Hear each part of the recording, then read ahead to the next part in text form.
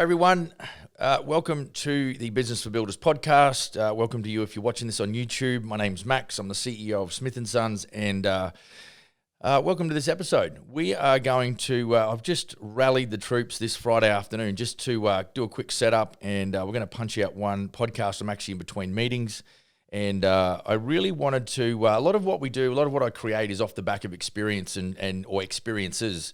So, events that might have happened throughout the week. And I think, boy, that's really pertinent. I should share that with the audience. So here I go.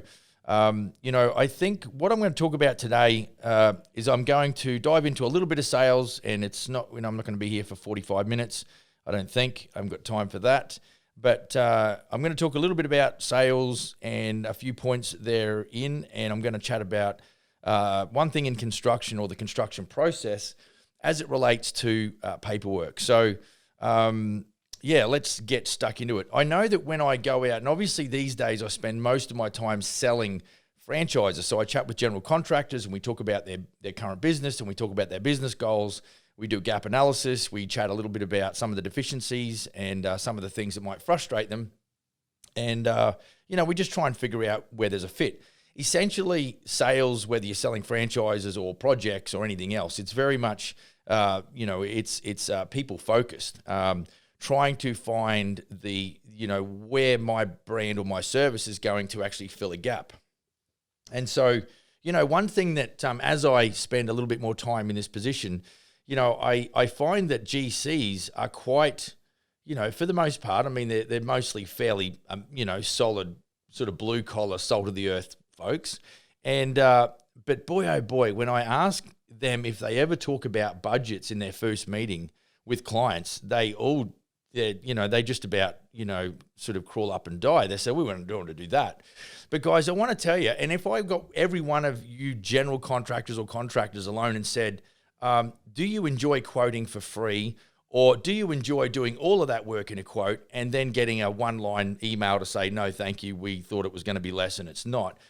And it drives you crazy, and rightly so. So what I'm going to do is encourage you to maybe take a little bit away with what I chat about today and implement it. And then I'd love you to come back to me on email, max@businessforbuilders.ca. And I want you to have a crack at this. And I'm going to run through a little bit of the sales process that I would teach to you if you're a new general contractor with Smith & Sons.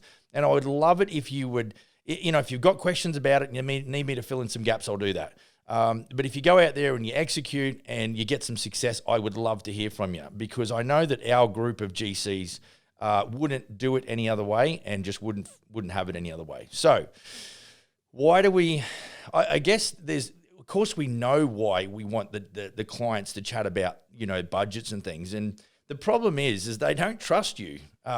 So what you've got to do is finesse the situation and try and be really honest without being overly brutal. So it's kind of firmness with courtesy. I say that to our guys a lot of the time. And so when I'm chatting with the client, so I'm going to try and demonstrate rather than just sort of hyperbolize, because it's what I would do if I was out selling projects, is that to get around to the budget conversation, I really want to firstly understand all of the dynamics and all of their requirements and things like that. Because obviously if I'm going to make a judgment call on what I think it's going to cost, then you really got to understand the project as well as you can. And so chatting with clients and really diving in, a lot of the things I'll talk about will be, it will all be motivated by one or all three of these. Really, it's the finished product that the client is looking for has to look good. There's no point in doing something that's terrible, on the eye. The other thing that we want to do is make sure that the design or the finished product that we give them is functional. So it's got to look good and it's got to work good. And then the third thing is financial. It's budget. It's the dollar value. So if it looks good, works good, and fits their budget, you're probably going to find you're going to do yourself, you're going to get yourself a job. And so the challenge is to go and uncover all that, and we can uncover that. Oh yeah, this is going to look good when it's finished. This is going to work really well functionally.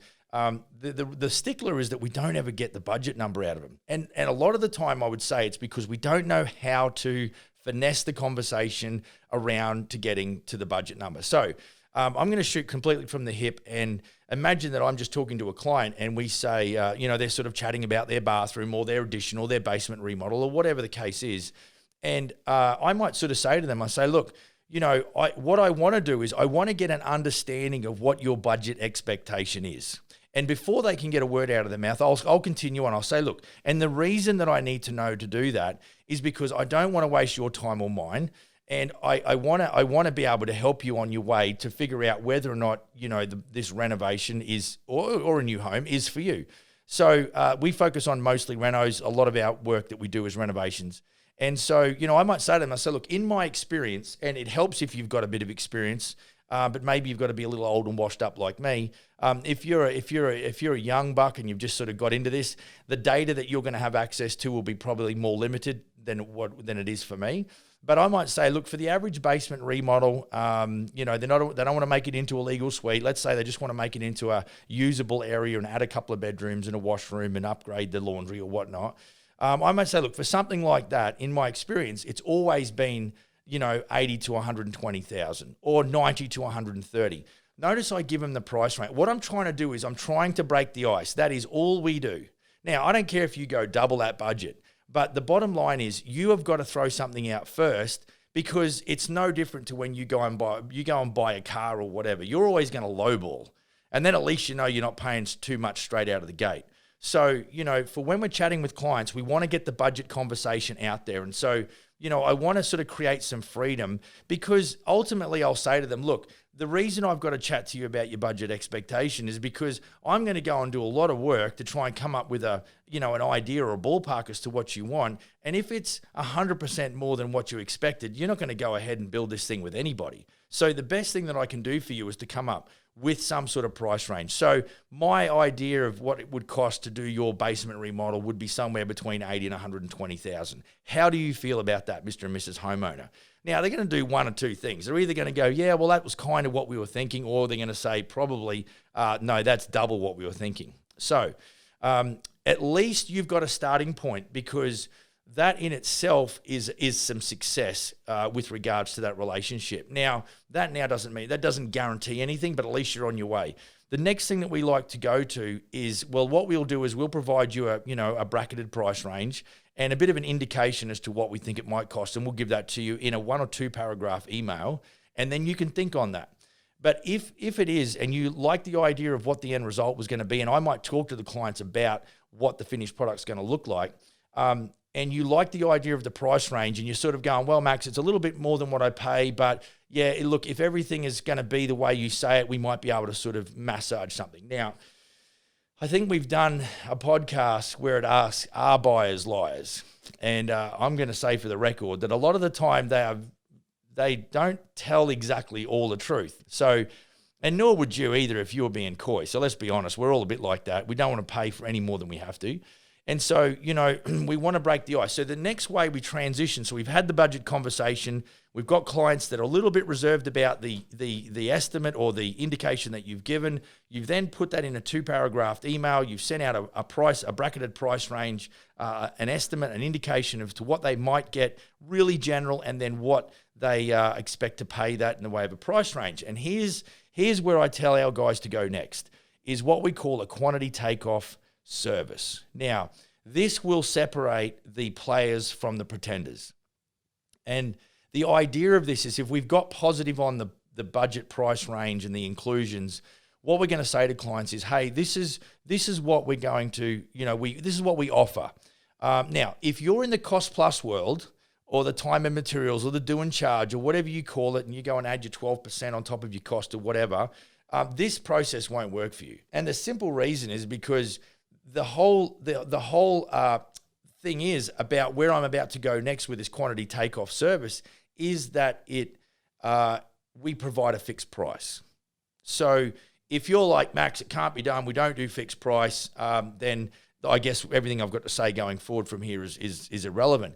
But I want to tell you that what we do next to figure out who the players are and who the pretenders are is we say, look, it's going to cost you $500, and what we're going to give you for that is we're going to give you a list of specifications, which you're going to help us with via a selection sheet. We're going to come up with a final fixed price, a number that you will pay no more for unless you do something in the process of construction, and it will come with a completion date.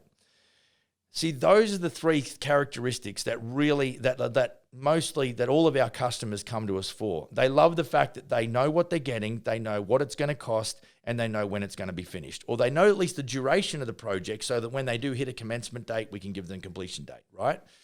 And so, if your competition is using the fixed price approach like we are, and you're on cost plus, the reason why, and you might say, look, it's going to cost you $35 for the kitchen, and the guy down the road who's, maybe a Smith & Sons guy is quoting it at $48. The reason why the Smith & Sons guy is going to win that project is because he's given specifications, he's given the exact number that it's going to cost the clients, and he's told the clients the duration of the project or even a completion date. And unfortunately, every client that I've come across, they want the peace of mind and the security and the satisfaction. And so, you probably need to have a pretty strong think about, your business model and how you do business with your prospective clients, because this is how we do business with ours, and this is how come we're winning. And so, so then you get the quantity takeoff service, and you put that out there, and they say, okay, so I get to know exactly what I'm getting, how long it's going to take, and what it's going to cost me.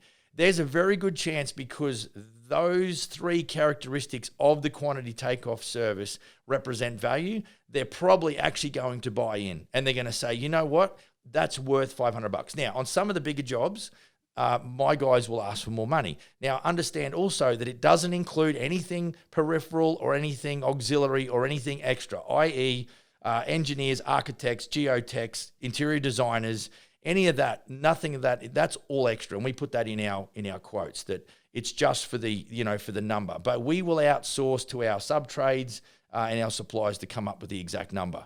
Now, in your right mind, most people are going, if you're honest with yourself, you go, well, that makes complete sense. I'm going to do that.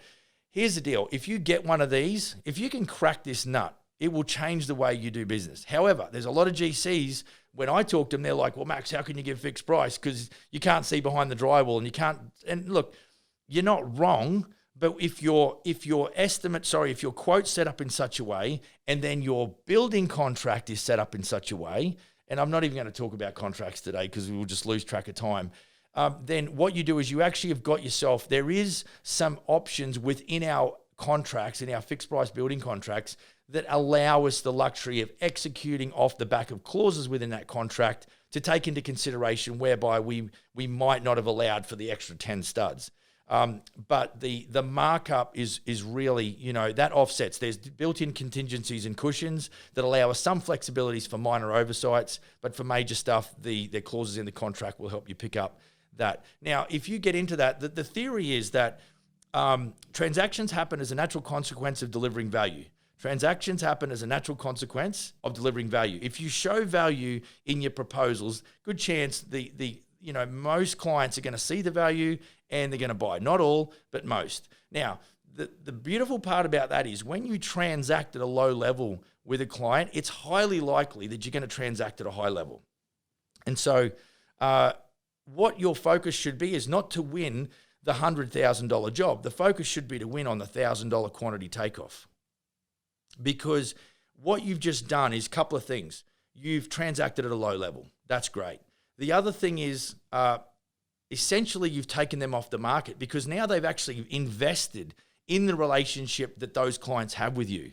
And so now if you go down this quantity takeoff or quantity takeoff service and you execute well and competently, confidently and coherently, it's almost like it's a natural segue into the building contract, okay? Now, we could talk about we don't want this proposal, once you go through the whole quantity takeoff and you're really working out what the quote's going to be, you'd never want it to be a price reveal. If they've got an estimated budget of 100 and you drop the quote on the table at the end of the day and it's 150 grand, you're going to blow the deal up. What is it that grew that thing from 100 to 150? Every time that and usually it comes down to, well, Max, we don't want the laminate tops, we now want the quartz. We want the stone tops. You've got to say to them, okay, we can do that. We can adjust the selection sheet a little bit, but it's going to add about $6,500 to the overall cost. Is that okay? Now, I would suggest that you do that in email. If it's not in writing, it doesn't exist. So verbal communications need to be backed up with something in writing. I'd get on the phone, I'd talk to Mrs. Homeowner, I'd say, look, we can include the quartz countertops now, but that's going to be $6,500. Is that okay? Do you want me to sort of go and look into that instead of just the post-form laminate? Yes, please, Max, do that. I'll say, tell you what, Mrs. Homeowner, I'm just going to shoot you a quick email, and if you can just respond to me, I'll update the selection sheet. Did you see that? It's not like I need you to tell me that you've made these changes. It's like I need to update your selection sheet now. So can you please shoot me back an email? And so as we move through this process, you cannot over-communicate enough with clients. You just can't over-communicate, right? And so as you walk them through the process, if you drop it on the table and you've communicated very clearly, openly and honestly, by the time you get to that 150,000, even though it's significantly above the estimated original price, it's not a price reveal. They knew it was coming. And I think any point throughout the quoting process, if you're kind of delivering backwards and forwards communication and you're saying, look, we're around about the 125 to 132 mark, how do you feel about that? And they're waving you through, then you know you're not going to get roasted when you drop that big number on the table. So that's the goal. That's what you want to do. It never can be a price reveal. Now, the other thing in helping and close, I think if you can just do what I've just talked about in the last 10 minutes there, I think you will increase your conversion rate, your close rate. It will increase. But I want to give you a little bit of encouragement because it doesn't actually go perfectly every time. But what I want you to know is that a lot of the time, because we initially meet the clients and the wall of distrust is up and they don't trust us, what we have to do is we've got to deconstruct the wall of distrust. And the way we do that is to build rapport. And the way that we build rapport is good, open, honest communications backwards and forwards. I said to my guys in a meeting, we had about 15 people in a meeting yesterday, and I said to all the GCs, I said, I don't want you to close a deal until you've at least had 8 touch points. I don't care whether it's emails, text messages, phone calls, but you cannot go in too early for the close. I think a lot of guys too wait too long to go for the close. So that's something else to think about. But I think that's 8 to 12 is about the magic number. So you need to go through your phone, look at the text messages, look at the emails, look at the communication. If it's more than 12, then I think, and you're feeling good about it, you need to be able to lead the close process. And that's something else we can talk about. And so, I think there's got to be a point in your negotiations where you do move from the sales process and you actually transition, and it's an intangible thing. It's almost like it's an intuitive thing where you go, okay, now we've got to move into the close phase. And things like, one example is like they say, Max, look, that sounds pretty good, but, do you think you can have me in before Christmas? To me, that's a buying question. I'll say, look, Mrs. Homeowner, if we could have that, if we move quickly and you want to be in before Christmas, we could probably do that. So are you okay if I drew up some agreements and I can get an agreement stage payment from you to get the ball rolling? That's a close, because I am absolutely focused now on giving her what she wants, but I also going to create some urgency to ensure that we do deliver at that point, just like she wants. Look, I was going to chat about, I'm going to chat later on and some other time. If you've got any questions, change orders are something I was going to talk about, but I've already been waffling on for too long now. So, look, if you love what you hear, we appreciate you listening in too. Your attention is our oxygen. And if it wasn't for you, we wouldn't keep doing this, because I don't want to be just talking to the camera for no reason. But, if you've got some benefit out, I'd love you to just flick me an email and give me a thumbs up and tell me you're enjoying it. If you've got any questions about this subject or any, be sure to do that. But we also, we'd love it if you just, subscribe and share it. If you know somebody who would love this information and benefit from you as well, that would be awesome. But feel free to reach out to me, and, I can try and answer some of your questions. I'll get back to you in pretty good time. And the best email that you can hit me up on is max@businessforbuilders.ca, and we'll be sure to be in touch. But look out for the next episode. Have an awesome day, and go build a red-hot, profitable, high-performance building company. Catch you later.